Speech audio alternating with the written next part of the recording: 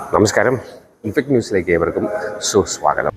ഇക്കഴിഞ്ഞ 1.5 നൂറ്റാണ്ട് കേരളത്തെ സംബന്ധിച്ചിടത്തോളം സംഭവബഹുലമായിരുന്നു.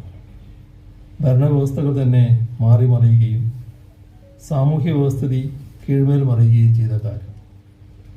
രാജാധിപത്യം ജനാധിപത്യത്തിന് വഴിമാറിയ കാലം. പ്രവിശ്യകൾ ചേർന്ന് സ്റ്റേറ്റ് ഉണ്ടാവുകയും തിരുവിതാംകൂർ, കൊച്ചി ദേശങ്ങൾ ഇന്ത്യൻ യൂണിയൻ്റെ ഭാഗമാവുകയും ചെയ്ത കാലം. കേരളം പലതിലും രാജ്യത്തിന് തന്നെ മാതൃകയാകുന്നതിന് സാക്ഷ്യം വഹിച്ച കാലം. അതിൽ പ്രധാനമായത് മുന്നണി രാഷ്ട്രീയത്തിൻ്റെ രൂപീകരണമാണ്. പിൽക്കാലത്ത് ഇതേ മാതൃകയിൽ ദേശീയ തലത്തിൽ തന്നെ മുന്നണി രാഷ്ട്രീയം അംഗീകരിക്കപ്പെട്ടു. രാജ്യത്തിൻ്റെ പൊതുവികസന കാര്യത്തിലും ആസൂത്രിത പുരോഗതിയിലും അസമതുലിതാവസ്ഥ സൃഷ്ടിക്കുന്ന വിധം ഭരണഘടനയുടെ ഫെഡറൽ സംവിധാനത്തിന് കോട്ടം തട്ടിക്കുന്ന ഒട്ടനവധി നടപടികൾ ഉണ്ടാകുന്നത് എല്ലാവർക്കും അറിയാം. അങ്ങനെ നിഷേധാത്മകമായ കാര്യങ്ങൾ ഒരു വശത്ത്, മറുവശത്താകട്ടെ നിയമസഭാ ഉപസമിതികൾ എന്ന കേരളത്തിൻ്റെ സങ്കല്പം പാർലമെൻറ്റിലടക്കം നടപ്പാവുന്ന പോസിറ്റീവ് മാതൃകകളുമുണ്ട്. ഇതൊക്കെ ചരിത്രത്തിൻ്റെ വിസ്മൃതിയിൽ അടിഞ്ഞു കിടന്നാൽ പോരാ, വർത്തമാനകാലത്ത് സജീവ ചർച്ചയാവണം. അത്തരം ചർച്ചകളിലൂടെയേ വരുംകാല കാഴ്ചപ്പാടുകളും പ്രശ്നപരിഹാര നിർദ്ദേശങ്ങളും രൂപപ്പെടുകയുള്ളൂ.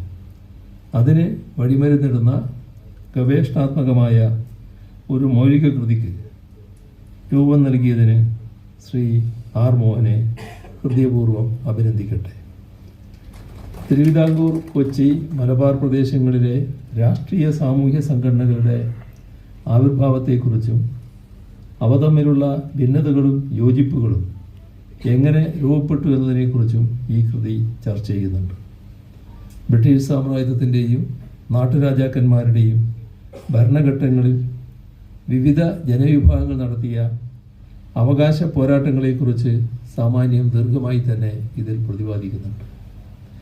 ഇവയിൽ നിന്നെല്ലാം ഊർജം ഉൾക്കൊണ്ടുകൊണ്ട് ശക്തിയാർജിച്ച രാഷ്ട്രീയ പ്രസ്ഥാനങ്ങൾ സ്വാതന്ത്ര്യാനന്തര കാലഘട്ടത്തിൽ ഭരണം കൈയാളിയപ്പോൾ എന്തൊക്കെ പരിഷ്കാരങ്ങൾ നടപ്പാക്കിയെന്നും എന്തെല്ലാം എതിർപ്പുകളെ നേരിട്ടുവെന്നും പുസ്തകത്തിൽ വിശദീകരിക്കുന്നുണ്ട്.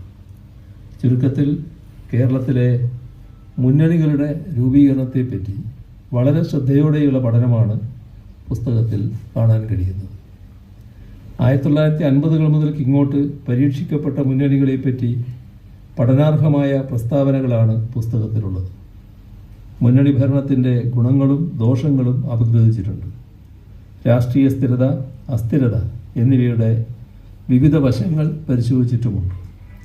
മുന്നണി മാറ്റങ്ങളിലെ സത്യസന്ധതയും അതിൻ്റെ അഭാവവും അവലോകനം ചെയ്തിട്ടുമുണ്ട്. 1980കളുടെ തുടക്കത്തിലുണ്ടായ രാഷ്ട്രീയ ധ്രുവീകരണത്തിൻ്റെ ഫലങ്ങൾ ഇന്നും കേരളത്തിൽ ഏറെക്കുറെ മാറാതെ നിൽക്കുകയാണ്.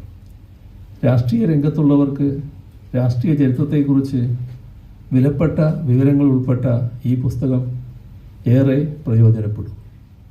കേരളത്തിൻ്റെ രാഷ്ട്രീയ ചരിത്രത്തെ വിലയിരുത്തിയ ശേഷം ഗ്രന്ഥകാരൻ പുസ്തകത്തിൻ്റെ ഒടുവിൽ കേരളം ഇന്ന് നേരിടുന്ന പ്രശ്നങ്ങളെക്കുറിച്ച് അദ്ദേഹത്തിൻ്റെതായ വിലയിരുത്തലുകളും വിമർശനങ്ങളും നടത്തുന്നുണ്ട്.